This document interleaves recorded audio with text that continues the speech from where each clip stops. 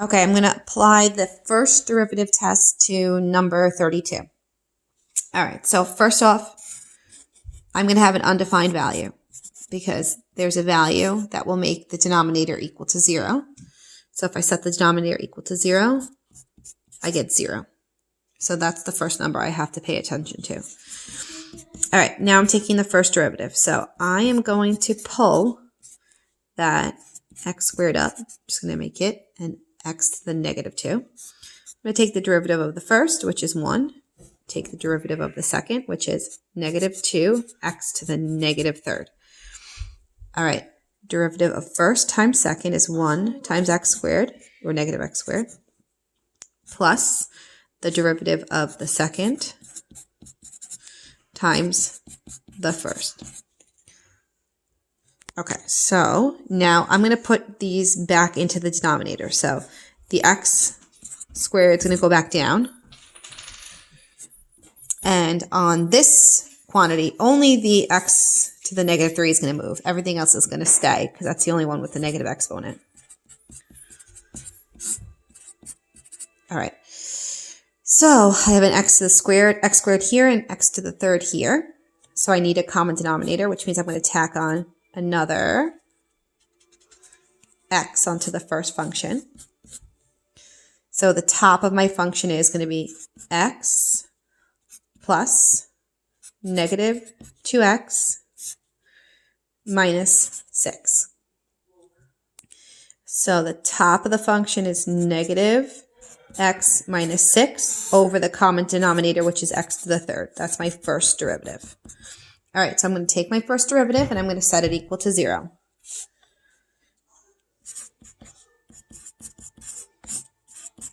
Okay, when I set it equal to 0, I put 0 over 1. Cross multiply, I get 0 equals negative x minus 6. I move over the 6, or I move over the x. It doesn't make a difference. Either way, I'm going to get negative 6 as an answer. All right, so now I'm going back to the original function, which was f of x equals x plus 3 over x squared. All right, and I'm just going to have to use the first derivative, though, because I have to see if I'm increasing or decreasing. So the first derivative, negative x minus 6 over x to the third. All right, so I have them both here. All right, so my important numbers are 0, that's the undefined value, and negative 6, which is the critical value. All right, so my intervals are negative infinity to negative 6, negative 6 to 0, and 0 to infinity. All right, I'm plugging into the first derivative. I'm going to plug in negative 10. So I have negative 10 minus 6 over negative 10 to the third. All right, so this is positive minus a negative. This is positive on top. This is negative on bottom. So the whole thing is negative, which tells me that my function is decreasing. All right, let's plug in negative 1 into the first derivative.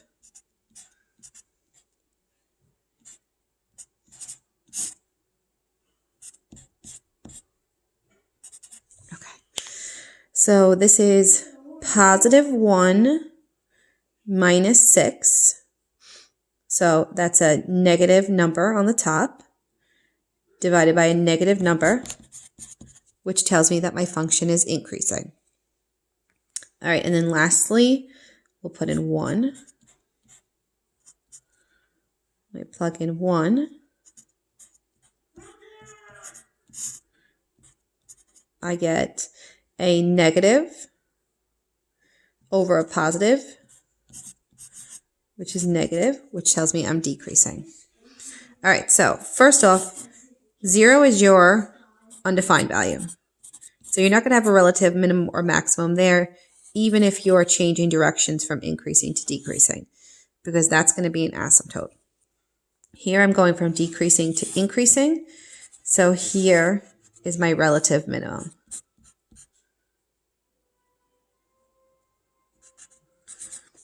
All right, so now I plug back into my original function. That's why I pulled that one over before so I could see it. Not in the derivative, in the original function. And I have -3 on top and 36 on the bottom. So my relative minimum is -6, -3 over 36. Or you can simplify that if you want.